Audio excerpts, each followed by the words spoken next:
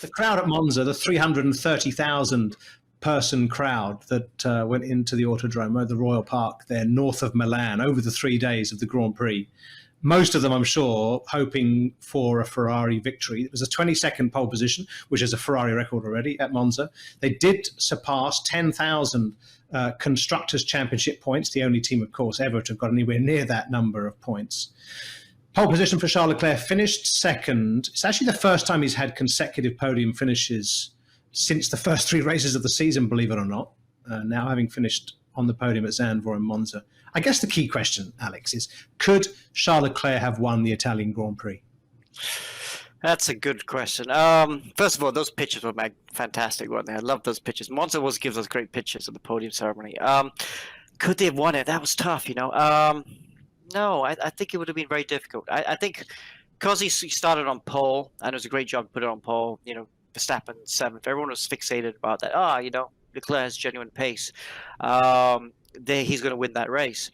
But it wasn't so clear-cut, if you ask me, because Red Bull, they were not on pole because they didn't go for that skinny rear wing. You see the Ferrari right there with the skinny rear wing?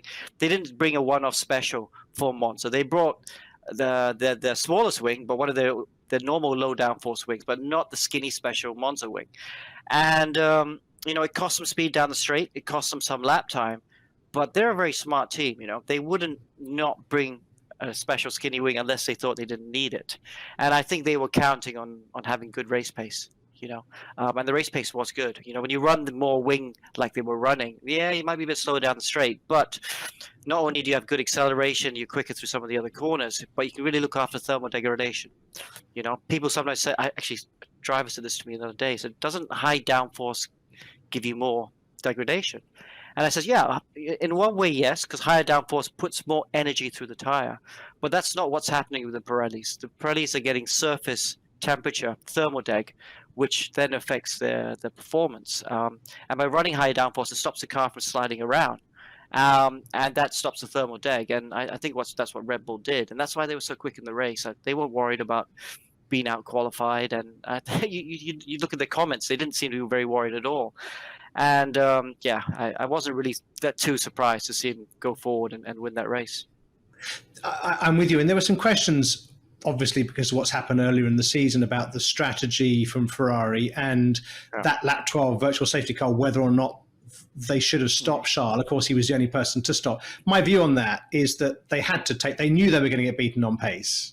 And it was actually, I thought, relatively easy, to overtake this season. I know that the DRS works less well, about half the effect. The slipstream is less effective with these 2022 cars. But it looked to me like the Red Bull was going to beat the Ferrari on pace, so they might as well go with that opportunity. If the stop had worked out for them, if the safety car had lasted longer, the virtual safety car. Yeah, I mean, the virtual safety car it went to green as he was still in the pit lane, just as he was leaving. So that would have, rough guesstimate here, but probably would have cost him about 5 seconds on track lap time. Would that be enough to stop Verstappen? Maybe not, but it was still worth the punt, I think, to go. And also, you could see the Red Bull were thinking about doing it as well. And I think Verstappen would have done whatever opposite strategy Ferrari had done. So if Ferrari had stayed out and Verstappen and Red Bull would have gone in, which I'm pretty sure that's what would have happened, and then Verstappen would have won, Ferrari would still have got the criticism.